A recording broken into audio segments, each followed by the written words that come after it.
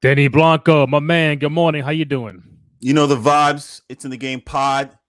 You've been around the block a couple of times this week. Shout out to our viewership. Shout out to everyone. Obviously, it's in the game pod, and it's always a great time to see you, good sir. Likewise, man. You can find my guy Denny Blanco on all social media platforms: Twitter, X, YouTube, TikTok. At Sir Denny Blanco, find myself Randy J Cruz, RENDY, the letter JCRUZ on Twitter, Instagram, TikTok. Find the podcast on SoundCloud, Spotify, Apple Podcasts, also on Amazon Music. I've been very backed up with putting the audios up. I apologize, but we've been focusing more on the video aspect. So please give me some time to get the audios up on. Look at that phone calls while I'm doing this live. No, Hey, it's live, baby. Oh no. It's live, baby. It's live. Live, baby. YouTube.com/Cruise Control Podcast. Again, go ahead, download, rate, comment, subscribe, all that good stuff. Show some love and support for your boys on the program. Again, we are doing this live Thursday, October 10th here in New York City. Any questions, comments, New York sports fans? We definitely want to hear from you. There's a lot going on in New York. A lot. At Twitter and also on YouTube. So we got everything ranging from Liberty tonight, WNBA Finals Game 1 at Barclays. We have the New York Mets going to the NLCS. We have the Yankees one game away from the ALCS. We have the New York Knicks 2-0 in preseason. We got a new head coach for the New York Jets. It's a lot going on in New York. We definitely want to hear from you if you're watching again, watching us again on live on Twitter and YouTube. Hit us up. But I'm gonna start with the Mets real quick. All right, the Mets. I'm gonna start with them because I do want to point out I have no team in baseball. I don't. You're Denny Blanco in the NBA. All right, just I don't have a team, but in the last month or so, my brother and I have been really rooting hard for the Mets. That's not saying that I won't root for the Yankees or whatnot, but I just feel like, and probably you would agree, is that their energy the last month or so, and them getting the playoffs on the very final day of the regular season, yearning for victories, yearning for a playoff spot, have not been to the NLCS since 2015. That's 9 years ago. And then you go on this fantastic run, which is still going on. They beat the Phillies last night. It's a lot going on, and just seeing the crowd, hearing the crowd, just the fans going crazy. Just always the buzz and the energy when you watch a Mets game, because the bottom line is they're never out of it. They could be down 4-0, and you know what? They get a fucking grand slam. Oh, we're tied up. It's like they're always in a game. They're never out of it. They got the slogan, we believe. So it just in baseball, you got to be the hottest team going into the playoffs. The best teams may not win the World Series, but the hottest teams clicking at the right time, the right chemistry, are always the ones that get there and always take you home. So a team like the Dodgers, the best record in baseball, they're struggling against the Padres. Is two up against San Diego. The Yankees looking a little whatever with the Royals, but they're up 2-1. So with the Mets, man, again, I'm no Met fan. I'm just a New Yorker, just trying to get a World Series back to New York for the first time since 2009. The Yankees, so that's 15 years since we had a World Series come back to New York. What has been your take on the Mets? Their run. They're now in the NLCS. They'll get the winner of San Diego and the Dodgers. Any preference on that? Because those are two really good ball teams right there. No preference whatsoever. Shout out to all the New York Mets fans out there. I know you have been struggling for the past couple of years. There was a time where you had a whole bunch of great pitchers and you had some hitters a couple years back, and they didn't pan out. Mm-hmm. Now you guys have some players.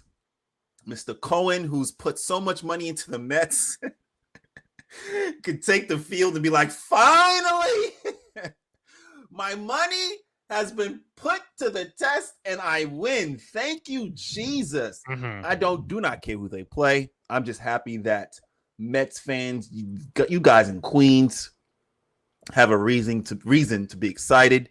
You deserve, unlike those folks in the Bronx who expect championships every year with the Empire, the lineup that they have. You got Judge, you got Juan Carlos, you got a whole bunch of all-stars over there, if you will, pitchers, hitters. They expect, the Bronx expects things. The Queens not so much, but I think they should expect this team to make it to the World Series. What if we have is it possible to have a World Series Subway Series? I mean, at this point, very possible. I think a lot of fans that's what they want. Now, even if you get a Mets, let's say a Mets, not even, let's say a Yankees and Dodgers, I think everybody would take that. The networks would take that. Oh, New York, LA, oh, that's gonna be dope. And Judge and Ohtani, just New York, LA is a vibe right there. If you get, I mean, now you start going to like Detroit and Cleveland and the Kansas City. It's got to be Yankees, Dodgers, or Mets, Yankees. Sidebar, you guys also to comment in the chat section if you can, please. If you disagree, agree with us during the show. I saw a clip of Bob Costas. I think it was Juan Carlo was up and he had a double. He had it was a big play. It was Stanton? Yeah, it was Stanton. I think he hit Stanton hit I think a double and cleared the bases, what have you. Bro, it's Giancarlo. You said Juan. I'm like, who the fuck is Juan Carlo? It's Giancarlo. And that's why you're here to correct me. All right, Giancarlo. All right. GC. That's right. GC, he had a hit, and Bob Costas was basically just talking about it like it was a base hit to first base with nobody on. Yo, bro, Bob is dead inside. Like no energy, none whatsoever. He's like, oh, he hit her. And you know what? I told one of my friends last night, watching the Royals game and the Yankees is different than when you're watching like the Mets and Phillies or even the Padres and Dodgers. Like I don't know if it's TBS or the announcers, but FS1 is like, I like watching baseball games on Fox. I think they have a different energy. I don't know what it is, just a different vibe, a different energy. And I would rather prefer watching because they got the National League and TBS got the American League. So I'm like, I haven't seen one Tigers Guardians game. I've been watching all the Yankees. I've been watching all the Mets. I've been watching all the Dodgers. But like you said with Bob Costas, the energy dry. It's dry. Like, oh, it's regular routine shit for Bob. I said, bro, like some of y'all was getting on Joe Buck. I don't know. Wait, if I'm not mistaken, I think Kevin Harlan does baseball too. Yeah, I think I've heard Kevin Harlan do baseball too. But I tell you one thing, the whole Joe Buck thing, it's been going on for years, and people feel like he's against certain teams. Many people have told me, I don't like Joe Buck. I mean, why? Oh, he's a hater. I'm like, why? Why is he a hater? Because every time the Yankees play, is this and that. I'm like, oh, okay. And he goes for the Braves. I'm like, he's not going for the Braves. He ain't going for. He don't go for one team. Like, because is your team losing at the time that you feel like he's given the facts and the analysis that you may want to hear? Like he ain't rooting against the Yankees or whatever. Like it's his job to call it like it is, how he sees it. And primarily when he was doing the games on Fox, like his voice made you feel like, whoa, this is like a really big game, World Series or not.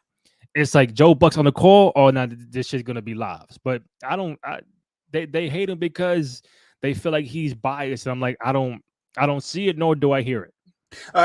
Whether the bias is there or not, I just want some announcers to have some energy. I need them to match what's going on the field. It takes away There you go. Unseasoned chicken. It's bland. No salt.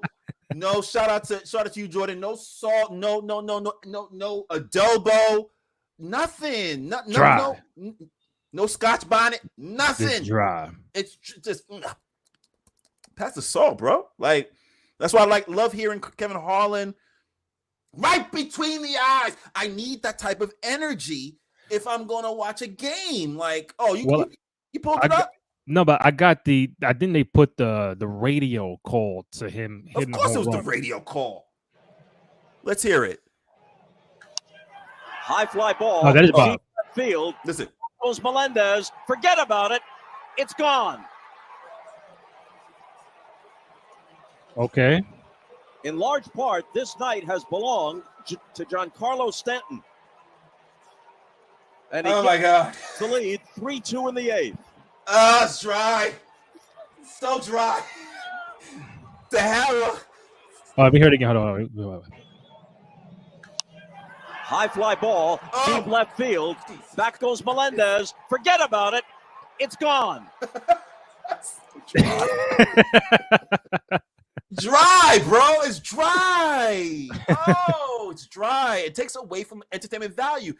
I can imagine everyone in the Bronx, everyone that was watching the game that's representing New York, that wanted the Yankees to win, jumped up in celebration, was yelling and screaming and high-fiving. This guy just was like, yeah. Because, if this was Michael K., this is off the wall, back, see ya. The whole energy, like, It's out of here. Back. See you later. Like, this is game 3, pivotal game in the series, tied 1-1. It's you're on the road, like now you're one game from the ALCS, but like that call. But I get it because Bob Costas, Michael K does every Yankees game. Yeah, Bob doesn't. Again, okay, great, Bob. Hey, you're not the guy I would request for a game. Not football, not basketball, not baseball. But you know who I would request for football, for baseball, and for basketball? Kevin Harlan. Period. When a big play is needed to be made, the energy, or actually when a big play is actually made, the energy from the TV from Kevin Harlan. So it could be a football play. Interception! He's at the 40. He's at the 30. I'll hear that. All right, so let's hear the Yankees. The Mets. I don't know who the play is. Listen to the Mets. Yes, please. Let's hear the 2-1. Lindor towards right center field. This one is back. It is gone. Grand slam, and Lindor puts the Mets on top. Do you see it? Do you feel it? Season for Do New you York. feel it? Do you feel the energy through the screen? Do you feel the energy through the voice? Come on, bro. Bro, I'll tell you something. It was so loud I can't even hear you talk. Come on, bro. Come on, like the concept is Bob Costas is stealing money because this is how you're supposed to sound. The 2-1. When you hear Lindor towards right center field. This one is back. It is gone. Grand slam, and Lindor puts the Mets on top. The biggest swing of the season for New York. Bro, crazy. You guys are stealing money, man. You guys are I could have given you something better than that, Bob Costas. You guys are stealing money. Shout out to your man. I don't know who that is. I'm sure the folks in the chat, please let us know who that is. Or the guy talking. The guy who just did the Mets play-by-play of Lindor. I didn't know who that was. Oh, no, he's a guy from Fox. I'm sure somebody's gonna tell me, and you'll figure it out and tell me later. But shout out to him. That's an example of what I'm saying. When the announcers match what's happening in the actual goddamn game, Bob Costas think he has Starbucks at 10 o'clock in the morning sipping a latte. And you would think it's the Yankees. You want to like spice it up, but maybe because you're not the I can't really say that because the guy on Fox is not the Mets guy. Oh, but be on the road. The energy wasn't there, so you're gonna give off that energy like, home run by Stanton. Like that's it. Like that's it. That's what Your man ordered Jersey Mike's with no mayonnaise, no lettuce, no tomato, no. He said, no, we're not doing the Jersey Mike's way. Give it to me dry. Dry sandwich, just turkey and cheese and no mayo, no nothing. Give it to me dry. And mad lettuce. No Poland Spring. Just give it nothing. This guy's is wild. I want to get to this comment before because we need comments, baby. Talk to us. We are pretty much New York sports centric today. If you're watching again live on X on YouTube, we thank you. We appreciate you. Follow us on all social media platforms. Go ahead, download, comment, subscribe to the YouTube channel. We really appreciate your support. Mets, NLCS, Yankees up 2-1. We got the Liberty tonight in the finals again, game 1 against Minnesota, which is going to be a tough series. Jets got a new coach. Is a lot going on over there. The Knicks are 2-0 in the preseason, which leads to my next point. The Knicks champions 24-25. They look scary from Whoa. What'd you say? No, look, Nike says Knicks champions 2024-2025. They look scary. So you want to start there, or you want to start with you want to go with the Knicks and see let's go with the Knicks, then we'll circle back. Let's go with the Knicks, man. All right. What have you been able to? I know it's preseason. Don't. I'm not saying we're gonna go undefeated. They beat Charlotte. They beat Washington. Getting our first looks at the new additions of Mikal Bridges and Karl Anthony Towns, aka the Bodega Cat, the Big Bodega. Twitter's going crazy with the nicknames, and that's what Twitter does. So the Big Bodega and the Bodega Cat looked pretty good last night. I got the numbers here, but what have you been able to see from Towns with this Knicks roster so far? Well, starting five was a Jalen Cat, Josh Hart, OG, and Mikal. Right, that was the starting five that I saw last night. First and foremost, Jalen looked crisp. Looked like he was ready to take on the league. They play against Washington, so take with that as you will. A lot of young players over there in Washington, but Jalen looked great. OG and Mikal looked in form. Defensively, Mikal was all over. Mr. Poole wasn't able to breathe. Jalen was, Mikal Bridges was all over him. So obviously OG and Mikal look like they're in good form. So I was highly impressed with what I saw. Shout out to Cat. He started taking a lot of jump shots early in the game. Shout out to Cat, but realized he had to get a little lower. And the pick and roll between Cat and Jalen Brunson, Lord have mercy. Defensive coaches out there, what's your solution? What's your answer to when that big cat, meow, comes over and sets a screen for JB, Jalen Brunson? Look, what are you gonna do? Yeah, you gonna double Jalen? You gonna leave the big meow right in the corner?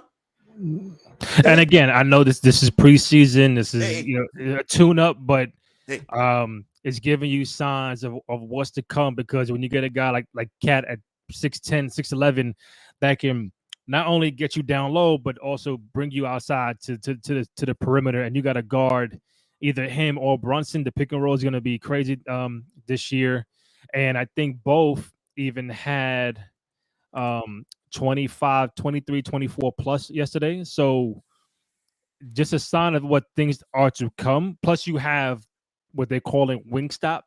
That's the nickname for Bridges and OG. Wait, say that again. What's the say again? Wing stop.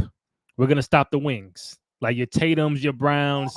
Nobody had it out there. That's the nickname, wing stop. So I like it. We're having a lot of nicknames in New York. Bodega Cat, Big Bodega, wing stop. It's very, very New York. I like wing stop. That's funky, baby. I like that. Wing stop. That's interesting.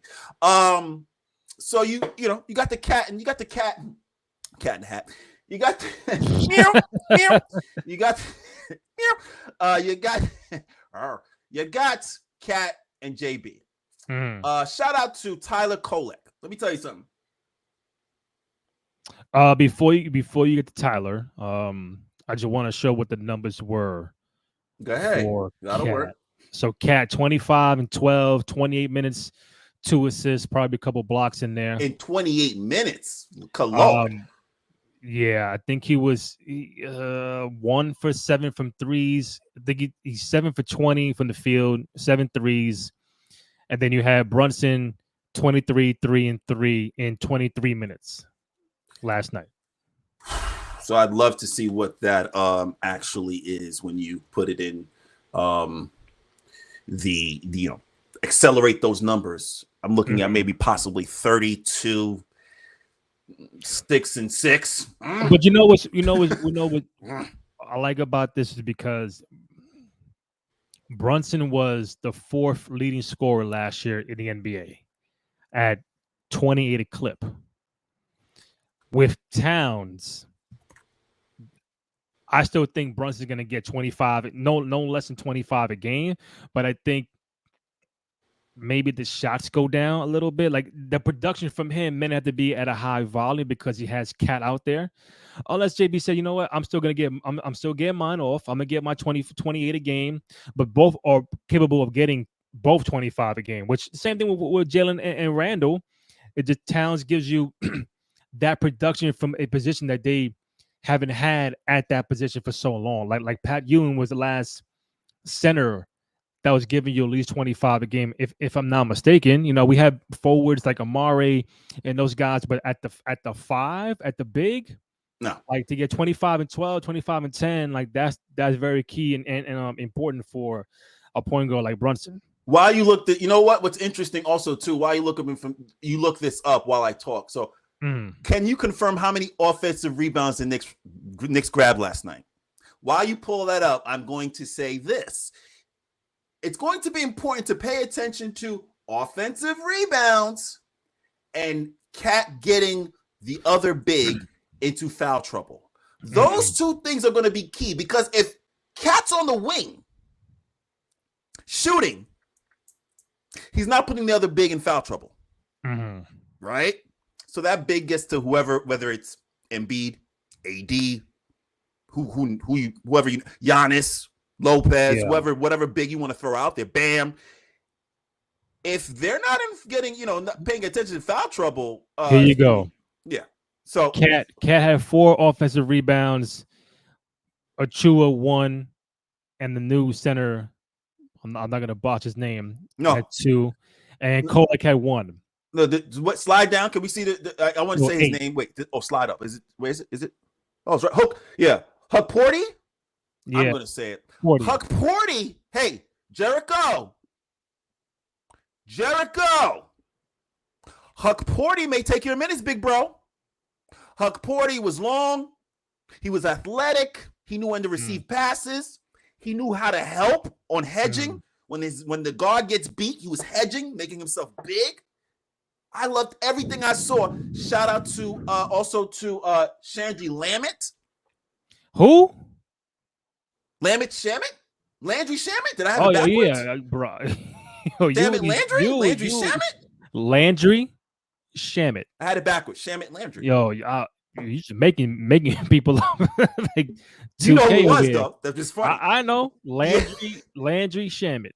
Landry Shamet, I think it was a great pickup. Some people don't. I think it was a great pickup. I even see you got one more nickname to give you that I've been seeing on Twitter. What's that? They combined Shamet and Cameron Payne to Champagne. It's not me. Champagne, Wingstop, Big Bodega. That's what we got in New York. Your man cat's name's the Big Meow. Either way, the Big Meow. Either way, I didn't even see TJ Warren on here. Shout out to also to Tyler Kolek. Whew.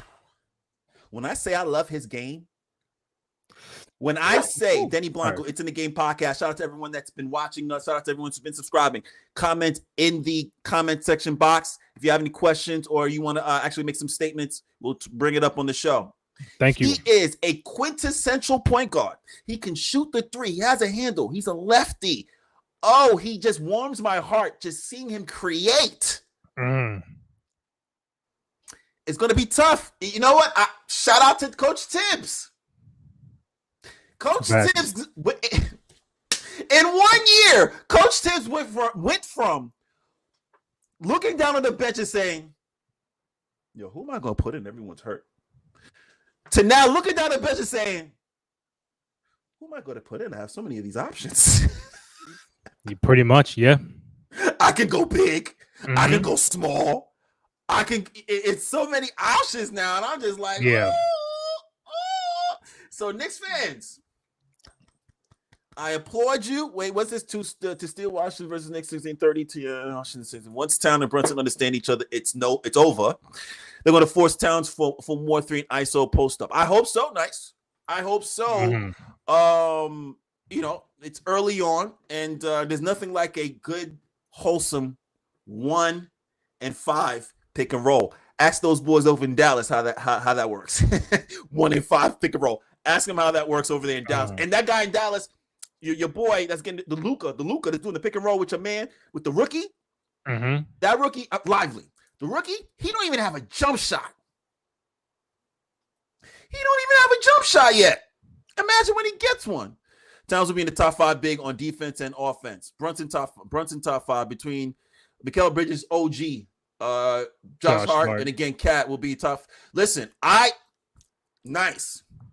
Thank you for commenting. Appreciate your support. Thank you for following. Appreciate your support. If I suspect, and I would be shocked if the Knicks aren't the number 1 defensive rated team in the league. I'd be shocked. Yeah. If the Knicks were not the number 1 defensive rating team in the league. You have the 2 best wing defenders. I don't think that's an argument. You have the 2 best wing defenders in the NBA. And you still have, when he does come back, Mitchell Robinson, probably in December, January, shot blocking machine, rebounder, offensive rebounder. That's what he does well. So still with that, Bridges, Hart, OG, like you got Deuce. Like forget about Deuce. Forget about Deuce. Forget about Deuce. Let me pose something to you real quick before we obviously touch on some of the things. What if, because if you have Cat and you have my African man from Germany that I just mentioned, that's a rookie on the bench, and then you have Sims, Mitchell Robinson may be the odd man out. He may be the odd man out. Nah. I don't pay attention to that. Come December, pay attention to that. I mean, you got to wait and see. Got to see what the production is. But Sims and your German boy and Cat, if they have a good nucleus by December, we're talking. And let's understand what we're talking about here. Yeah, Cat's the scorer center, and now you have 2 defensive centers that don't need to score that come off the bench too. Right, but if it's the rotation, I'm talking about Cat, Mitchell, and then what? Precious.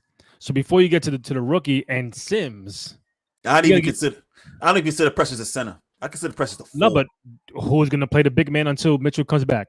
No, you're fair. That's my point. I need to see more from the German big. I want to see more of that because of the size. Putting Precious on bigs is tough. You're basically asking him to do more than he needs to because he's not as big as your Giannis's or your Lopez's or your. I don't even think he's as big as Bam. You dig? Definitely not as big as Embiid. He can. I mean, he could be effective. The more athletic big, unlike a Lopez, or I'm not saying he's gonna stop Joker or Embiid. I'm just saying, like, for the time being, you talk about what, a month and a half. You gotta hold the fort down until Mitchell gets back. Hopefully, he does come back in that time frame. But I think they're solid at the bigs for now, just to hold it down. But once Mitchell comes back, all right, now we're good, because that's a guy that's, I would assume, when he does come back, he's coming off the bench. Like, do you take Hart out the starting lineup and you plug in Mitchell? No, he's coming off the bench. He's coming off. He's absolutely coming off the bench. So I think clearly we spoke about the Mets. We spoke about the Yankees. I got a question about the Mets and Yankees real quick. Please. Because obviously we're both New Yorkers, and hold on, let me see. One more from Nice. Hug Porty is looking like a B class. Julius Randle on the Tibbs, he will be insane. I mean, listen, He's a baby. I was going back and forth last night with that game. Obviously, you had the Mets and the Yankees and the Dodgers, and it's mad shit going on last night. So I saw the first half of the Knicks. Then later on, third quarter, Towns was still in there, and Brunson, and then they took Towns out. Once I saw that, I checked out to watch the baseball. But I've been seeing some good things about the rookie. We'll see what he does if he gets the PT going forward. But Yankees, right? being in New York before I get to the Liberty, because they come on Right. tonight, game 1. 100%. Listen, again, I'm not a Mets fan, but when I root for them, it's like friends of mine be like, "Oh man, you're a Mets fan, huh?" And I'm like, "Bro, I'm just riding the wave right now. I'm just a proud New Yorker. Like I don't follow the Mets. I've probably seen 2 Mets games the whole season. Like I'm not a baseball guy like that. You know me, I'm basketball, wrestling, all that. But do I catch a game here and there? Yeah. But when it comes to this Mets and Yankees, like, could we get a Subway World Series? Sure. But my thing is there an unwritten rule? Like if you're a Yankees fan, but the Mets were to win it all, or vice versa, Mets fan and the Yankees were to win it all, and the parade comes. If I'm a fan of the opposite team, I'm not going to attend that parade, even though it's a New York championship. No, you're not invited. If you're a Mets fan and the Yankees win, you ain't going to the parade. This is coming from a fake fan, because as I've been called, right, which is funny, right? I've been called a fake fan. This is coming from a fake fan. No, I've spoken to Mets fans. I've spoken to Yankee fans. And I've asked them that exact same question. They told me no. They're like, if I'm a Yankee fan, I'm going to Yankee parade, and if I see Mets fans over them, be like, what the F are you doing here? Vice versa. If I'm a Mets fan, saying wear your Met jersey to the parade. I'm saying you can be dressed like this and be, I'm supportive of New York. Don't be undercover. Like, don't be undercover, baby. No, I'm just asking. Go New York, yay. Nah, bro, you over the bridge. You're over Queens, baby. Over the bridge. Yeah, no. Yeah, these guys aren't splitting their celebrations. If it's Yankees, if it's Mets, it's Mets. Yeah, I was gonna say shout out to the New York Liberty, for making it to the WNBA Finals against Minnesota. Again, WNBA has had a phenomenal year.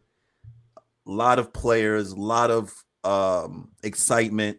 So I do, if I was to predict something, it's going, what is it, 5 games they play, or is it 7? 5. 5 games. It may go 5. We're going to see what I'm gonna watch the first game to see which way I want to call it. If I think Minnesota's going to win. Mm-hmm. Obviously, Minnesota's very talented, but we're going to see. Did Stewie ever win a chip in W? They did, right? Yeah, to Seattle. Oh no! As a Liberty, as before, she won in Seattle with Sue Bird, if I'm not mistaken, right? Yeah, but she hasn't won anything by herself over here. No, because last year was her first year with the Liberty. Okay. They got to the chip and they lost to Vegas, obviously, but this is her. So her Liberty tenure, 2 years so far, back-to-back finals appearances. So let's see how it goes. Yeah, last year was tough because the Aces, I felt, were a better team last year than this year. Don't know what happened this year, but obviously we've seen what AJ did this year in a crazy MVP season. Last year they were just a monster. Like, they had the best record, top seed, home court advantage. Liberty were good, but I felt they were the better team this year coming around, and that's why they're still in, and Vegas is out of here. But you look at Minnesota, who went to 5 against Connecticut, and they got the girl Collier. Like, I've been telling people, yo, this Collier girl from Minnesota is dumb nice. Like, she's a problem. And that's the assignment Stewie has.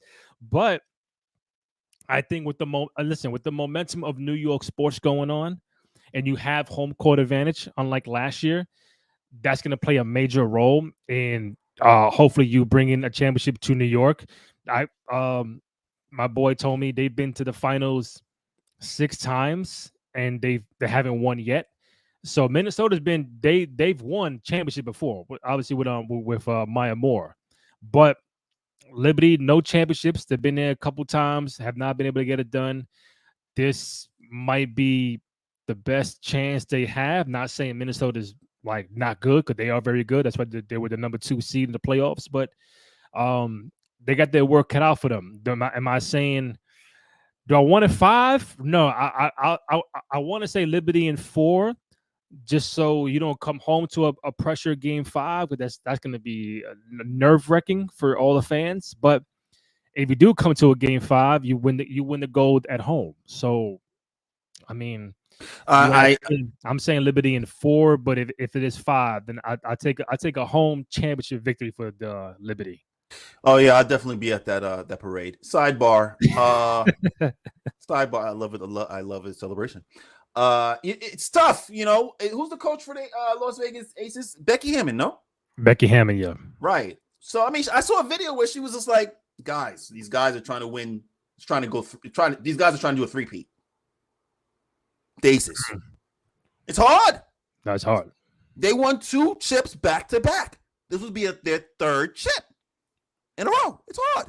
So, and only one team has done that in league history, where they won 4. There you go. So it's hard. So it's not the easy thing. So shout out to the Liberty for packing them up, the Aces, who were expecting to go out there. Jets fans. That's right. Jets fans. Robert Saleh being fired. Saleh. God damn it. Robert Saleh. Robert Saleh being fired reminds me of a old saying, which is life isn't fair. You're always going to get reminded of life isn't fair. Okay. Your guy took a job. Didn't pick the quarterback. Didn't pick the second quarterback. Got 6 games to use the second quarterback after the second quarterback tore his Achilles in the first play of the game. And got 6 games into the season with the second quarterback. And the owner said, "Nah, you good. You got to go." Whether you want to put that on Aaron Rodgers, whether you want to put that on, they were trying to put on A-Rod, but A-Rod said, "I got nothing to do with it." But okay, A-Rod, I don't believe you. It's fine. Say what you want. I don't believe you. It's fine. Like, nope. Right? Whether it's he got fired because of the record, because he got fired because of Aaron Rodgers, or whether he got fired because of a patch on his arm that represent Lebanon, where he's from. I heard about that. Heard about that. Whether any of those 3 things are true or not, my thought process behind it is either of those 3 things it's unfair. It was BS. It's BS. To the Jets organization, I'm grateful to have had the opportunity to work with so many incredible people. I will always be appreciative of the love and support from everyone at One Jets Drive. To all the players, I truly love and appreciate every single one of you. Sidebar, they said he was escorted out of. Yeah. He could not say goodbye to the players. Cool. He says goodbye in Twitter to all the players. I love the character of the men in the locker room. Make coaching you guys the ultimate privilege. And through all the ups and downs, each and every one of you showed up every day and attacked every moment. To my fellow coaches and staff, it has been an honor to work with you all. To the most passionate fan base in the NFL, thank you for embracing my family. It's been a pleasure calling New York our home, and we will forever appreciate all the memories that were created here. Love and regard. All gas, no break. Mr. Saleh. He's laughing. It's not also too doesn't I don't miss actually the phrasing I want to say is it doesn't surprise me that the owner does this without the season being finished. 6 games into the season. Owners can do what they want, baby. And you know what? They can justify it with what? I'm the owner. I don't care. You can't fire me. I own it. I run this shit. Listen, we've had conversations, ladies and gentlemen, boys and girls. It's in the Game podcast. Randy J. Cruz, Denny Blanco. We've had conversations of multiple conversations about me not liking what an owner does, a GM does, and me not being a fan of the team.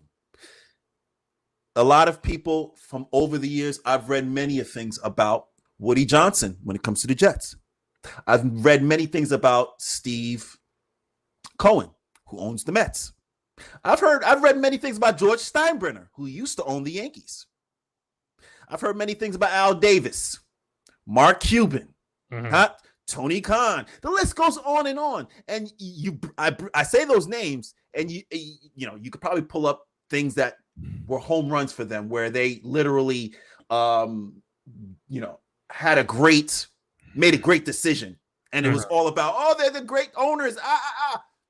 Other side of that, definitely some decisions that weren't justifiable when it comes to business, wasn't justifiable when it comes to the game. It was strictly on the owner saying, ego, I don't want this person, or I don't want this to happen anymore. Oh, Mr. Sy from the Nets, he's in there too. Yeah, he's in there too. He's in there too. It's a large group of owners who do it their way and don't care what anyone has to say. James Dolan.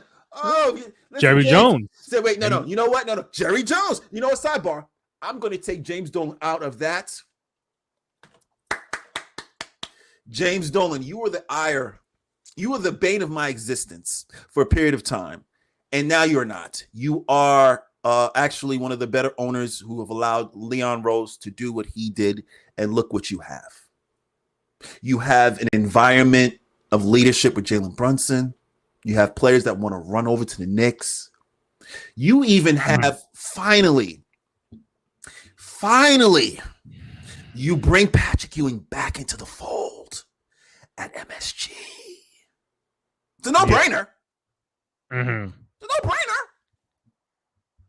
Because the big bodega is there. And you get need a big man to, No, again, well, all of a sudden Leon's like, well, we're getting a big man that they've had big men. They had Mitch Robinson there. They didn't even make a phone call to Patrick. So it's all cap. My point is, there's a culture that has been established and will be established for 4, 5, 6, 7 years to come. And you could point to Jalen Brunson for that. But again, my point was, James Dolan has been removed from the ownership box of me questioning owners and what they do. Okay. Yeah. The Jets fans, the Jets don't make the playoffs. Whose fault is it? Because this team's supposed to go to the Super Bowl. If they stay the way they are, no trades, no Devontae Adams, no nothing, and they're all healthy and they don't make the playoffs. Give them Devontae. If they don't make the playoffs, the season was a failure. If they don't, because they're supposed to go to the Super Bowl. I'm being told by all the professionals, everyone that's supposed to know, the Jets are Super Bowl bound. All they need is a quarterback. The defense is great. I don't know about suppose. I think people, if you before everything started, you do your predictions. It was KC number 1 because they're in the same AFC conference. You got Baltimore there. Again, before any games were played. Before the games were played. You talk about KC. Yeah, sure. You talk about the Bengals. You talk about the Ravens. You talk about Buffalo. All going to Super Bowl. That were in contention. Then the Jets. 2 games in? I don't change in 3 games, bro. No, then the 5 games in, the guy's out. They just demoted the Hackett dude to do something else. He ain't the OC no Hackett's more. not gonna be the offensive coordinator. No, like his shit got reduced like an hour ago. So they're changing everything up. So now when you say, all right, this is pretty much starting from scratch a little bit. A-Rod is still healthy. If they were to get Devontae, okay, now we can have a conversation about, all right, is this a play? Not even a Super Bowl. Let's say a playoff team, because there's a lot of teams out there that you thought were gonna do well. A lot of the Bengals and the Jaguars, they got like 2 dubs combined. You mentioned the Bengals. Sidebar. You mentioned the Bengals. I saw a stat. They say your man Burrow got like 12 touchdowns, like 1 interception. He's like 0-4, 0-5, whatever the case may be. He's And 1-4, 1-4. Yeah. And then they said Patrick Mahomes got like 6 touchdowns and 4 receptions, something like that. And he's 5-0. It's like, bro. And then you want to question, why is he in the MVP conversation? I'm like, that's the point. They're 5-0. He's not even playing that high level. 2 players got hurt. Kelsey is this year, and you would think, damn, they're gonna take a step back. They might be 3-2 right now. They could have lost 2 games earlier, but they're undefeated still. Culture. One of the last 2 teams to be undefeated, along with the Vikings. Culture. And Joe Burrow threw 5 touchdowns in 1 game against the Baltimore Ravens. Then they lost in overtime. But it just, I think with the Jets, man, I think, again, I am no Jet fan. I am no Giants fan. I think when it comes to New York sports, it's just pretty much basketball for me. No fan in baseball, no fan in football. I watch the games and everything, but they're 2-3 right now. They got Buffalo Monday night. So again, listen, before we wrap this up, I want to see the Jets schedule, because I heard this shit gonna be kind of crazy going forward. Kind of. I mean, yeah, but hold up. Let's do it together. Here we go. All right, Jets. What do we got? We have, all right, Buffalo Monday at Pittsburgh. That's gonna be tough. Then you have the Patriots. Then you have Texans. Tough game on Halloween. Then they got a bye. Then they go to Arizona. That's gonna be tough too, because Arizona playing really well too. Colts, you might get that one. Seahawks, toss up. Miami, you might get down because Miami is not looking really good. Jacksonville, by that point, it might be a wrap for Jacksonville. Then you got the Rams, you got Buffalo again, and you got Miami. So they got some winnable games. Again, it would be great if, Aaron Rodgers was at preseason. Preseason. Not preseason, but what's previous to preseason? I guess he was training camp. He missed all the training camp, unexcused. Yep. Unexcused. That's what I was told. Yeah. So God forbid if Aaron Rodgers was maybe at training camp, maybe they would have some form of continuity, some synergy. So you mean to tell me it's some chemistry? Like you see the Knicks right now. They're not gonna hold off Brunson, Cat, McHale when they're onto opening night. No, we gotta get the flow going, get the chemistry, get the vibes, and then once we get to opening night, we good. Like I guess maybe because he's still coming off that injury and they want to play it safe. I do get that part, but at least take a couple. I'm not saying play the whole 48 minutes. You trying to really Jets fans. You really trying to tell me that Aaron Rodgers, right now going forward, seems like they demoted the offensive coordinator, so they're going to probably putting in a whole new offense, right? They're going to put in a whole new offense, and they're going to receive your boy, wide receiver from Raiders, slips on mine, Devontae. You're going to receive Devontae. New offense, Sorry, let me back up. New head coach, new offense, Devontae. And y'all going to the Super Bowl?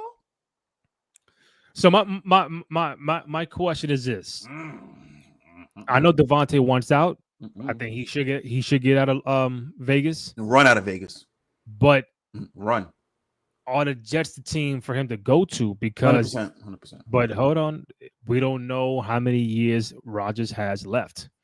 So for example, if he says, "Hey, send me to Buffalo, send me to Baltimore," I know I'm going to have 5 more years of Lamar, 5 more years of Josh Allen, or dare I say fucking KC and Mahomes. I'm going to be here and be in title contention for the next 5 years. With Rodgers, that's your boy, and I get it, because he wanted to go to New Orleans with Derek Carr, but Derek Carr is going to be out for a couple of weeks. So that's going to be out. So now it's, who would you want to go to? A-Rod, because that's your boy, or you feel that's the best chance for you to win a championship? Yeah, you make a great point in that. It could be strictly just a concept of I'm gonna go with my boy. But if you put him on Baltimore, thank you very much. If he works his way over to Baltimore, because he just said, "Oh, Saints, yeah, and the Jets." I didn't even hear about the Ravens. He gets over to the Ravens. You may be talking about a dynasty. They got a running back. They got multiple receivers, a running quarterback, a throwing quarterback, and a defense. God bless you. Kansas City, here we come. Kansas. I mean, he could go to KC too, because they got some injured guys over there. So Buffalo could use him. I would like him in Buffalo with Josh Allen. No, I don't want him. I don't want him in Buffalo. No, I'm not saying I want him there. I'm just saying him and Josh Allen is a nice. He's pretty much taking Stephon Diggs' spot in Buffalo. Yeah, 100%. But oh my goodness, I mean, I'll take him in Minnesota. I'll take him. Put Devontae and Jefferson together. Okay. Your man Mikal Bridges was looking at the scorecard last night under Jeff Says. Jeff Says got a video of Jeff Bridges. Look at it. He's like, yeah, it was good. Jeff Bridges or Mikal Bridges? No, Jesus Christ. Yo, Jeff is the actor, bro. Come on, man. What we the Big Lebowski? What are you doing, bro? Come on, man. Right, what did you learn? What did you learn by watching before we got here? What did you learn by watching the 4 current episodes of Vince McMahon on Netflix? Because you're a wrestling fan. Shout out to all the wrestling fans in here. We're gonna be doing a segment come down the pike. We got some news for you, so we'll keep it close to the chest. But we'll be doing some segments coming down the pike, about what you're watching and what you're getting from it. But okay. I've been telling your man Randy about Vince McMahon on a Netflix documentary. So you said you saw 4 episodes. Yeah. What did you learn in those 4 episodes?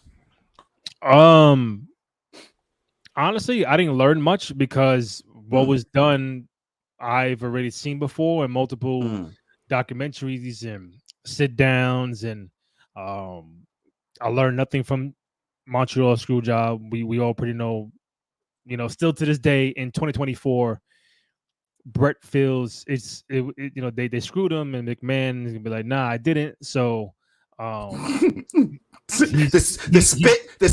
spit and the punch would disagree. He's gonna stay on that note, and just learning about how everything started, the business, the territories. If WrestleMania 1 doesn't work, we ain't talking about them today. WrestleMania 3 was the biggest WrestleMania they had of all time. Going through the Hogan era, the steroid trial. I did learn that Hogan tried to stop. I mean, he stopped Ventura, Jesse Ventura, from doing the unionizing. You did learn something. Well, he openly admitted, yeah, I told Vince behind his back they were trying to unionize. Yeah, snitched like a bitch. Hoax a snitch. What else? Hoax a snitch. Hogan wanted to turn bad after WrestleMania 6 after losing to the Warrior. I don't know how that would have been looking like in 1990 compared to the NWO, but I didn't know. So I want to get clarification about more in depth about how he expanded the WWE, which is now the WWF, which is now the WWE. I needed more information on that. And what I learned early on The Rock show on NBC that he had, where he mentions that his grandmother, one of his family, owned a territory in Hawaii, if I'm not mistaken. Okay. Or owned a territory, the territory that the Rock's family owned had obviously it was Soul Man, Andre, Ricky the Dragon, Macho Man. Okay. Mm-hmm. What I learned is what Vince McMahon does to you, doesn't apply to him. What Vince McMahon does to you in business doesn't apply to him. So I say that to say, and we'll land the plane and move forward and end the show. Vince's dad said when WWE had a territory from Rhode Island all the way down to New York a little bit, that was the WWE territory. You had NWA Midwest. You had all these different territories. Okay. Well, I think it was the WWWF. It was 3 W's at the time. Yes. So many. It was, again, maybe 20 to 15 different territories. Vince Sr. said, we don't poach. Because Vince Jr. was like, we want to expand. Yeah. And he's like, I want to go take some of these guys from other. Vince Sr. said, no, that's not good business. Vince said, F you, Dad. I'm going to do this. So he steals Ricky the Dragon, Andre the Giant, Junkyard Dog, the Hulk, Roddy Piper. Literally, you can say the top 10 to 15 of WWE stars were all stolen from different territories. Correct me if I'm wrong, Randy. You're the historian of wrestling. Okay, so far so good, right? Fast forward, Ted Turner, owner of CNN, owner of TNT, TBS. So I want to do wrestling. He said, I want to do wrestling. You know what? I'll do some wrestling. Started WCW. Tried to develop some players. Clearly, slow motion, some players being developed. Eric Bischoff. He said, you know what? We got to start poaching. Ted Turner said, no problem. No problem. I got the checkbook ready. Got the check ready. Ready out. Bring over Hogan. Bring over Scott Hall. Bring over Big Diesel. Bring over everyone you can bring over to WCW. We're paying triple what WWE's paying. And here's Vince. I hate it. Ted Turner trying to steal what kind of business that? Trying to steal I didn't understand it. It was just ridiculous. He was trying to steal. I mean, it's only one wrestling, and then it's. Now, to be fair, because we don't know how it was done back in the day, like when Vince got the Pipers and Jakes and all that. I don't know if they were still under contract with those territories, or they were free agents. I don't know whether contract or not. Vince Sr. basically said, contract or not, you don't go poach. So if you're a free agent and you can go anywhere you want, I still can't talk to you? Right, because the concept is you have to give that guy in that territory the opportunity to resign the man, right? A lot of people don't know. Junkyard Dog was a champion. Yeah, and Vince told Hogan, yo, it's a wrap. Get out of here. We're leaving Hulkamania era. It's a new generation era. Listen, I don't want to sound I'm defending Vince. It is what it. Yeah, it is what it is. If Hogan's a free agent and he ain't doing shit, he's home doing movies and get a call from Bischoff. Your man said, Scott Hall, Diesel. Yeah. Eric made a phone call to them. Was like, yo, what's good? He said, okay. Vince just literally said, I'm going to poach from other places, put them here. No problem. Eric Bischoff said, do you have a signed contract? Lex Luger. Luger said, you know what's funny? I don't have a signed contract. I got a handshake deal. Handshake deals don't mean shit. Apparently not. Back in 1995. Eric Bischoff said, come on down. We'd love to see you on WCW. Here's an extra $5 million, guaranteed. You're not getting that WWE. A lot of people don't remember. Carlos Boozer had a handshake deal with the Cleveland Cavaliers to stay with them as a free agent.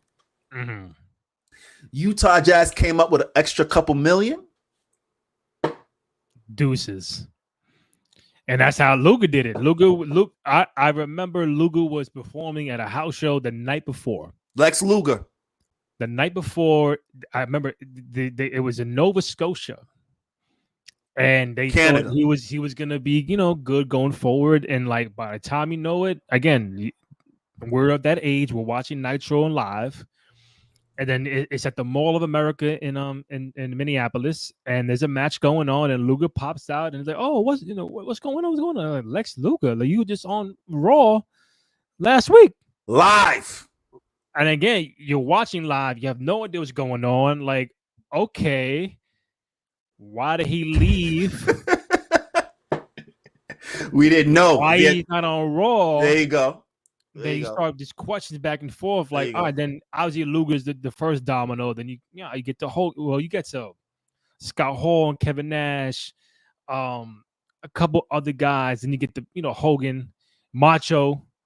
It's a matter of fact, Hogan was there in '94. I'm bugging. Hogan '94, Luger '95, but Luger was the one that set off this war. Like, it made it seem like we're coming to you and begin this war. Like, then came Razor, Diesel, DiBiase, 1, 2, 3 Kid, and then Brett. It was like a lot. I'm like, poaching. The money was there. Sidebar. Do you believe Eric Bischoff when he says Vince stole everything from me? I'll fuck with Bischoff though. There was no Vince McMahon character until Eric Bischoff became to his point. What he was saying was, whatever I did, you did after me. You copied.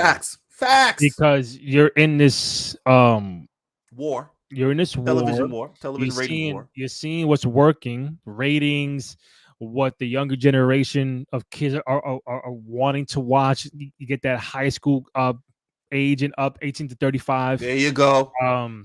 Real life TV. Seeing NWO form, then you get DX. You see Bischoff is the evil boss, then you get Mr. McMahon. Yeah, it's too easy. I mean, too easy, bro. It's happened before. Like, the Nature Boy Ric Flair stole it from the Nature Boy Buddy Rogers. Like, it just. But again, did it better. Yeah, taking a name is one thing, and I get that. But looking at a competitor, no, it was the name, the blonde hair. It was all the whole gimmick. I agree. I'm giving Nature a pass because technically, I think he's in a Hall of Fame of what he did. He's in a Hall of Fame of whatever. Everything. That's my point. So I give him a pass.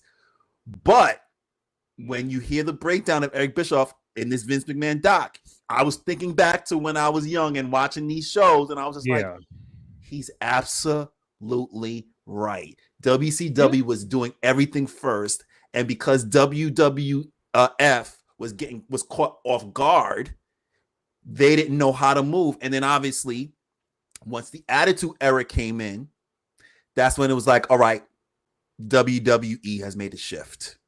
And now it's about it took Vince a while to catch on. You're in 1995, 96, whatever you was doing that was working in the late 80s, early 90s was not working no more. There's no big old bodybuilders type wrestlers like Hogan and the Warrior, and those guys are gone.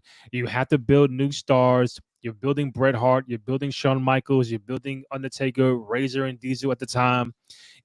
They call it a new generation era. So now those were the 5 pillars of what you were going with for that remainder of that decade. But as you see the transition of Hogan leaving them, and then Piper, and then Macho, and then this, and like, oh shit, like now the fan is like, I want to watch both. I'm a fan of both, but damn, like you're making me choose. And now there's the war with USA and TNT. But TNT and Nitro made it seem so real. You see Razor and Diesel come down the crowd with baseball bats, like, oh so what's going on? Like Sting coming from the rafters. Like they changed the whole momentum. And McMahon said, all right, we're going to change. We're going to build this Attitude Era. We're going to put in DX with the jokes and everything with Shawn and Triple H. And then lo and behold, you get the biggest phenomenon ever of all time, and that's Stone Cold. That was the biggest thing that happened to them. Then you get The Rock, and then everything else is history. But DX and the Stone Cold, like if that don't pop off, Stone Cold was the biggest thing he ever had. Like, got lucky. Bigger than Hogan, like, and he got lucky. Lightning in the bottle. He got lucky. That was the quintessential attitude along with DX. Because Stone Cold, Stone Cold wasn't supposed to be in the lineup. Stone Cold, he said he had to pivot because I think Brett left. So he had to pivot and was like, Yeah. who do we have? It's like, all right, well, we'll take this and then we'll go. Listen, I give Vince a lot of props, but he's full of shit. Listen, I ain't see 5 and 6. I think I got to the part where Full of shit. the Benoit stuff is coming up. Oh yeah, you know what? I gotta come to the Benoit stuff. I mean, but again, a lot of the things I didn't agree with. You know, obviously Owen, rest in peace, Owen Hart. He passes. You still throw that. You still do the event. I don't think that was necessary. You know, there's a lot of sexist things in there that I was just like, yeah, that's a little extra. That shouldn't have been done. So you know, there's a lot of backstory with the Vince doc. And then obviously this is before all his trials and tribulations. It's all shot before he's being accused and you know, obviously of the what he's being accused of. So I want to thank everybody for watching us today. 143 people from what I'm seeing, maybe more. We're on YouTube, we're on Twitter, we're on Instagram. It's in the Game Podcast. Your boy Sir Denny Blanco, Randy J. Cruz. What up, Randy? We're gonna land the plane, as my man Denny says. Find the podcast on SoundCloud, Spotify, Apple Podcasts, also on Amazon Music when I get some time to do so. YouTube.com/Cruise Control Podcast. Go ahead, download, rate, comment, subscribe, all that good stuff. Show some love and support for your boys on the program. We really appreciate you watching us live on YouTube and Twitter. Follow Sir Denny Blanco on IG, TikTok, and Twitter X. Myself, Randy J. Cruz, Randy, letter J, Cruz. It's in the Game Podcast. We out. It's in the game, you heard? Yes, sir.